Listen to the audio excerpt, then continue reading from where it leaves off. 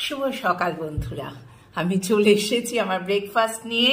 আজকে ব্রেকফাস্ট দেখো, সেদ্ধ ভাত। ইস, জঘন্য, কি করব, আবার তার উপর ঘি ছাড়া।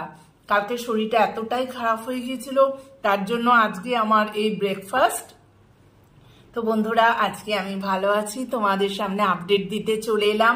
কালকে ভীষণ শরীর খারাপ হয়ে গেছিল, জ্বর এসে গিয়েছিল, বমির খুব একটা বিশ্রী কাণ্ড হয়ে গিয়েছিল।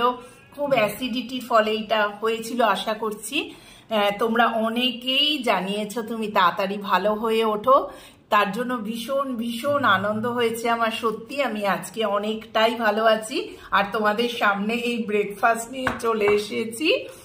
তো বন্ধুরা, তোমরাও খুব ভালো থেকো, সুস্থ থেকো। আমিও চেষ্টা করছি তাড়াতাড়ি আরো ভালো হয়ে ওঠার। টাটা।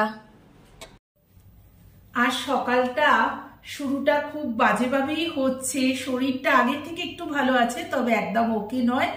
যাই হোক, কালকে আমাদের সাথে একটা ভীষণ বাজে ব্যাপার ঘটে গেছে। চলো বলছি তোমাদের। কালকে খেয়ে দিয়ে ওঠার পরেই আমি খুব একটা জোরে আওয়াজ শুনলাম। ভাবলাম কারো বাড়িতে ঝগড়া হচ্ছে বোধহয়, বিভৎস, সবাই চিৎকার চেঁচামেচি করছে। আমি আমার দরজাটা খুলে দেখতে গেছি, হঠাৎ দেখছি আমাদের ওখানে পুরো ধোঁয়ায় ভর্তি হয়ে গেছে। তা আমি তো ভয় পেয়ে গেছি, তাড়াতাড়ি বেরিয়ে বাইরেটা দেখতে গেছি। তখন জানতে পারলাম যে আমাদের নিচে মিটার বক্সে আগুন লেগে গেছে। সঙ্গে সঙ্গে এসে তাড়াতাড়ি সব বন্ধ টন্ধ করে দিলাম। যাই হোক, সব স্প্রে ফ্রে করে নেভানো হলো। তা কাল থেকে আমাদের কারেন্ট অফ, তোমরা তো বুঝতেই পারছো। সেই আর এদিকে ফ্রিজে হচ্ছে পুরো ঠাসা জিনিস, মাংস, চিংড়ি মাছ আর তেলাপিয়া মাছ হাফ হাফ করে ফেলেছিলাম আছে। কি করব, দুধ সব। যাই হোক, কালকে আর ফ্রিজটাকে সেইভাবে খুলিনি আর কি। আজকে সকালে উঠে ব্যাস এই খেয়ে দিয়ে ব্রেকফাস্ট সেরে লেগে পড়েছি কাজে। সেই বলে না, সবাই বলে রেস্ট নাও। কি করব বন্ধুরা, একার সংসারে আমাদের করতেই হবে। দেখো, দুধ চাল দিয়েছি, কি কি করেছি তোমাদের সাথে শেয়ার করছি, দাঁড়াও দেখাচ্ছি। এই দেখো, মাংসটাকে একটু চিলি চিকেন বানাবো বলে সয়া সস দিয়ে ভিজিয়ে রেখেছি। কি করব, নালে তো খারাপ হয়ে যাবে। এই দেখো, 2 প্যাকেট দুধ, সেটাকে জাল দিয়ে রেখেছি। এখানে কড়াইশুঁটি ভর্তি ছিল, তাকে আবার ধুয়ে সুন্দর করে রাখলাম। আর বাসন মাজা হয়ে গেছে। এইবার দেখো, এত চিংড়ি মাছ ছিল। তেলাপিয়া মাছটা বার করি না, জানি না কি হবে, ওটা থাক। এই যে বসে বসে কাঁটা দিয়ে দিয়ে এখন ছাড়াচ্ছি। এই হচ্ছে আজকের স্ট্যাটাস। খুবই বাজেভাবে দিনটা শুরু হলো। দেখো আগে আগে কি করি। ওলকপির ডালনা বানিয়ে নিলাম। 2টো ওলকপি ছিল, সেইটা কেটে একটা যাই হোক ঘি গরম মশলা দিয়ে একটা তরকারি তো করে নিলাম। আর ভাবছি যে এবার চিংড়ি মাছ দিয়ে আলু দিয়ে একটা বেশ বড় করেই তরকারি করব। কালকের একটু মাংস আছে, সেটাও বার করতে হবে। এখানে আসার পরে জানতে পেরেছিলাম যে ইনভার্টার এখানে মাস্ট, কারণ এখানে যেভাবে কারেন্ট যায় তাতে ইনভার্টার ছাড়া চলবে না। তাই জন্য আমরা তো ইনভার্টার কিনেই নিয়েছিলাম। সেই ইনভার্টারের সাহায্যেই কালকের দিনটা উতরে গেল, কারণ এখানে বেশ গরম।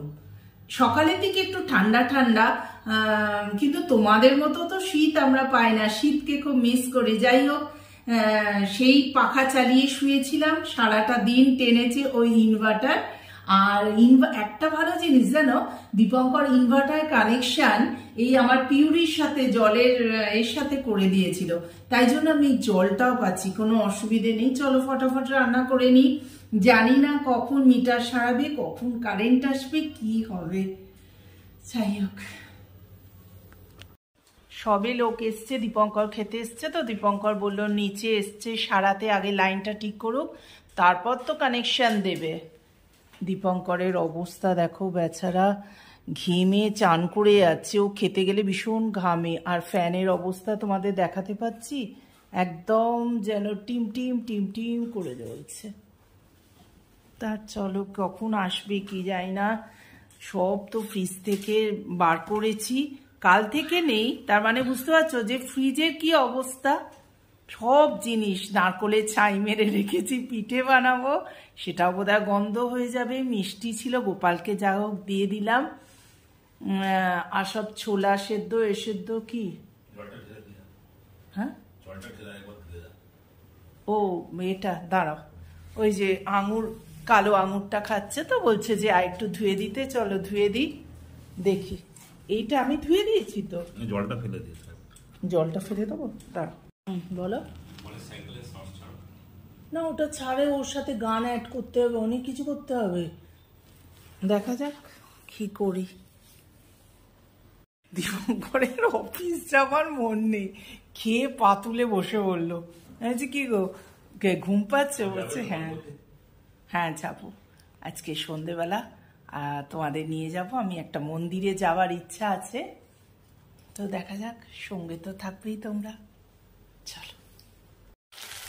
কড়াই দিয়ে দিয়েছি মাংসগুলো, এখন ঘড়িতে 4টে বাজে, জানো তো, একটু ফোন ঘাটাঘাটি করছিলাম, তারপর চলে এলাম। ফ্রিজটার অবস্থা দেখো, পুরো খুলে রেখেছি, এখনো আমাদের কোনো কারেন্ট আসার কোনো লক্ষণই নেই, তাই জন্যে শুয়ে শুয়ে থেকে থেকে ভাবলাম যে মাংসগুলো খারাপ হয়ে যাবে, ওগুলো তো ম্যারিনেট করে রেখেছি, চলো একটু হালকা করে ভেজে তো রেখে দিই, পরে খাওয়া যাবে। বাইরে রোদ্দুর ঝকঝক করছে।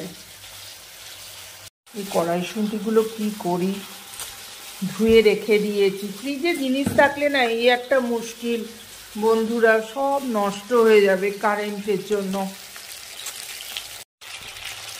আমার বোন বলল যে মেজদি তুই একটুখানি ভাজা করে রেখে দে, কারণ তাহলে কিন্তু খারাপ হবে না, নালে মাংসগুলো পুরো খারাপ হয়ে যাবে। তাই আমি এসে একবার করে এপিট এপিট করে, দেখো হালকা হালকা ভাজা মতো